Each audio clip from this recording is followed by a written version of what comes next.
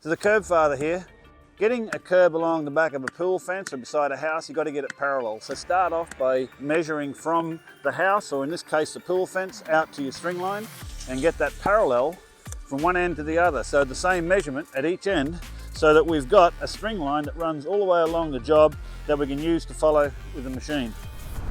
So once the string line is set and we're running the machine, we can now follow the string line so the machine stays tucked up beside the string line from one end to the other, and we'll end up with a nice straight line. Simple. Same distance at each end, string line parallel, and then just follow the line for a straight curb. So once you've run the curb following a string line, you end up with a nice straight line. The worst you might have to do is use a straight edge to take some wobbles out of it. But the curb is exactly the same distance from the pool fence all the way along, and it's nice and straight.